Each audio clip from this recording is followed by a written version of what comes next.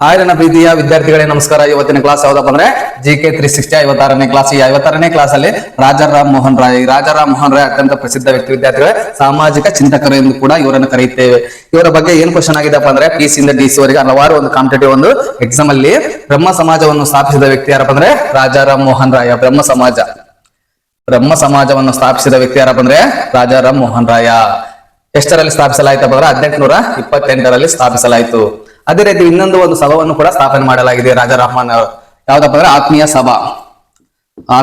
ಸಭಾ. ಇದನ್ನ ಎಷ್ಟರಲ್ಲಪ್ಪ ಅಂದ್ರೆ 1815ರಲ್ಲಿ ಸ್ಥಾಪನೆ ಮಾಡಲಾಗಿದೆ. 2 ಬಾರಿ ಕ್ವಶನ್ ಆಗಿದೆ ವಿದ್ಯಾರ್ಥಿಗಳೇ. PC ಇಂದ DC ವರೆಗೆ ಕೂಡ ಕ್ವಶನ್ ಆಗುತ್ತೆ. ಪೊಲೀಸ್ ಕಾನ್ಸ್ಟೇಬಲ್ ಇಂದ ಡಿಸ್ಟ್ರಿಕ್ಟ್ ಕಲೆಕ್ಟರ್ ವರೆಗೆ ಕೂಡ ಕ್ವಶನ್ ಆಗಿದೆ ರಾಜಾರಾಮ್ ಮೋಹನ್ ರಾಯ್.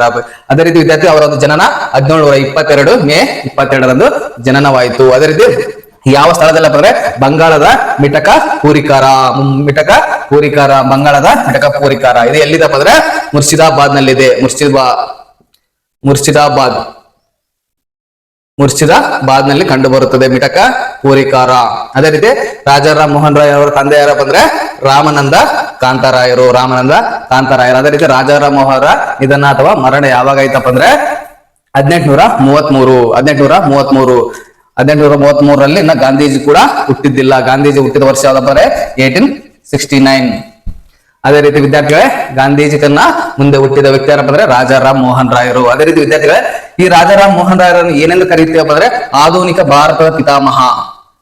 ಇದು ಎಕ್ಸಾಮ್ ಅಲ್ಲಿ ಕೇಳಲಾಗಿದೆ, UPSC ಅಲ್ಲಿ ಕೇಳಲಾಗಿದೆ, ಯೂನಿಯನ್ ಪಬ್ಲಿಕ್ ಸರ್ವಿಸ್ ಕಮಿಷನ್ ಅಲ್ಲಿ ಕೇಳಲಾಗಿದೆ. ಆಧುನಿಕ ಭಾರತ ಪಿತಾಮಹ ಎಂದು ರಾಜಾರಾಮ್ ಮೋಹನ್ ರಾಯರನ್ನು ಕರೆಯುತ್ತೇವೆ. ಅದೇ ರೀತಿ ನವೋದಯದ ಪಿತಾಮಹ ಎಂದು ಕೂಡ ಕರೆಯುತ್ತೇವೆ. ಇದು ಕೂಡ ಎಕ್ಸಾಮ್ ಅಲ್ಲಿ ಕೇಳಿದ್ದಾರೆ, ಪೊಲೀಸ್ ಕಾನ್ಸ್ಟೇಬಲ್ ಅಲ್ಲಿ ಕೇಳಿದ್ದಾರೆ.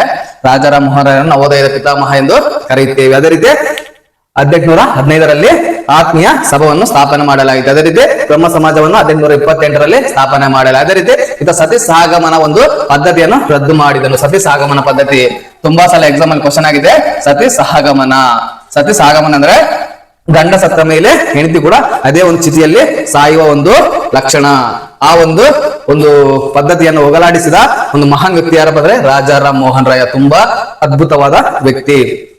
ಗಂಡ ಸತ್ತ ಮೇಲೆ ಆ ಸ್ಥಿತಿಯಲ್ಲಿ ಹೆಂಡತಿ ಕೂಡ ಸಾಯಬೇಕೆಂಬ ಹಳೆಯ ಒಂದು ಪದ್ಧತಿ ಇತ್ತು. ಅದನ್ನು ರದ್ದು ಮಾಡಿದ ವ್ಯಕ್ತಿ ಯಾರಪ್ಪ ಅಂದ್ರೆ ರಾಜಾರಾಮ್ ಮೋಹನ್ ರಾಯ್. ಅದೇ ರೀತಿ ಈತನಿಗೆ ಸಹಾಯ ಮಾಡಿದ ಬ್ರಿಟಿಷ್ ಗವರ್ನರ್ ಯಾರಪ್ಪ ಅಂದ್ರೆ ವಿಲಿಯಂ ಬೆಂಟಿಕ್.